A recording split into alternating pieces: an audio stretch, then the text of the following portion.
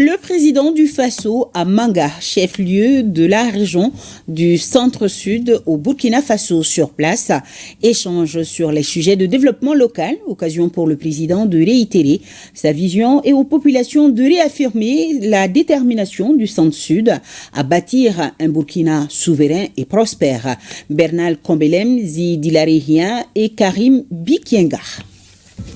La mobilisation est celle des grands jours et l'hôte du jour, le président du Faso, le capitaine Ibrahim Traoré.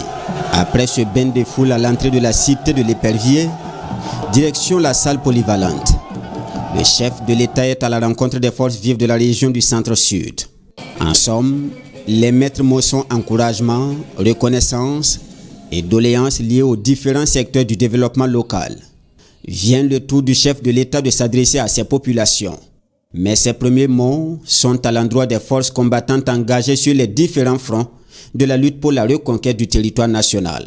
Nous leur rendons hommage et c'est grâce à eux que nous pouvons nous retrouver aussi ici pour pouvoir communier et échanger sur la question donc du développement de notre patrie. Aux préoccupations, il apporte des réponses, les unes après les autres, à commencer par la question des infrastructures. Les réseaux routiers souffrent beaucoup.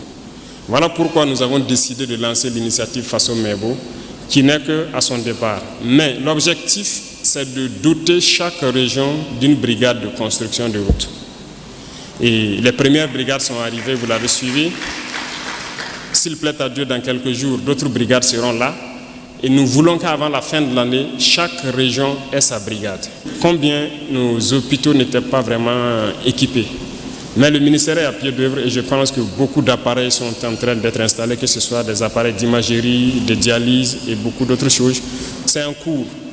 Il en est de même pour les unités de gériatrie, pour les personnes âgées. Alors, ils sont en train de réfléchir à un modèle global. C'est vrai qu'à Ouagadougou, il y a un modèle qui a été lancé à Kosodo. À Bobo, on a dû freiner la construction d'abord pour que le ministère réfléchisse à un modèle global qu'on pourra mettre partout.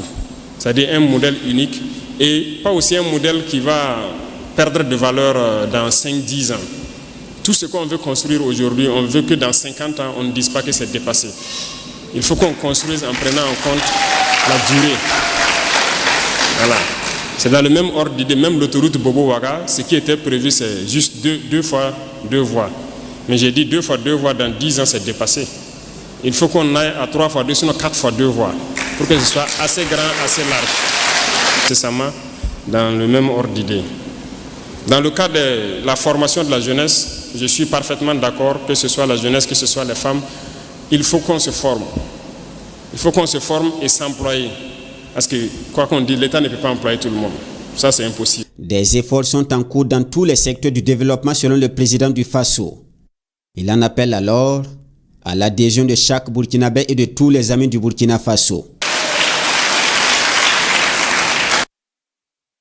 Opération réussie pour la jeune Al-Chatou Ado qui souffrait d'une tumeur au cou, orientée vers le Centre national de lutte contre le cancer de Niamey. Au bout de 2 ans, elle a fini par recouvrir sa santé après ce succès du secteur sanitaire au Niger. Le récit de Nafissa Badamassi et Hassan Moussa.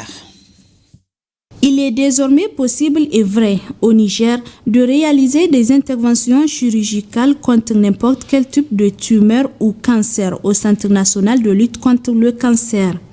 En effet, sur le plan sanitaire, le Niger s'est doté de matériel moderne avec du personnel formé et qualifié dans leurs différentes disciplines. Le cas d'Aïchatou Ado, une jeune fille âgée de 14 ans, est une preuve palpable. Elle qui, depuis quelques années, souffrait d'une tumeur au cou, dénommée carcinome des glandes salivaires, pris en charge par le Centre national de lutte contre le cancer. Je suis très heureuse maintenant. Avant l'intervention, elle perdait connaissance quotidiennement et elle coulait du sang pendant environ 3 mois. Il a fallu qu'elle soit traitée et qu'on lui fasse une transfusion sanguine. L'intervention réussie d'Aïchatou Ado au Centre national de lutte contre le cancer est un exemple parmi tant d'autres. Un succès qui a vu l'implication de plusieurs professionnels de la santé après une minutieuse concertation et prise de décision. Pour le cas de Aïcha Ado, elle a bénéficié de tout premier traitement par la chimiothérapie. Mais compte tenu du caractère volumineux de cette tumeur, la chimiothérapie n'a pas répondu. C'est en ce sens que de manière collégiale, avec donc nos collègues anesthésistes de l'hôpital national de Niamey, à qui on a présenté donc le dossier, qui ont préparé cette patiente-là donc pour une intervention donc chirurgicale. Après cette intervention réussie qui a permis à la jeune Aïchatou de se débarrasser de cette tumeur, c'est la joie et l'espoir d'un nouveau départ, d'une vie normale qui se lit sur son visage et surtout l'émotion.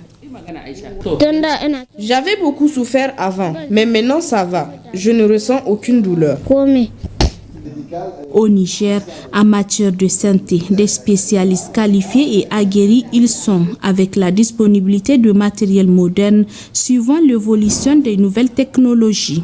Une avancée majeure donc, pour notre pays, ça prouve que donc, notre équipe est en train donc, de gagner donc, en expérience, en maturité. Dans ce sens, vous avez vu l'accompagnement donc, des plus hautes autorités donc, de ce pays. Cette évolution en matière de prise en charge efficace du cancer au Niger, fruit de l'engagement des autorités, allège considérablement la souffrance de plusieurs patients, notamment ceux des couches vulnérables.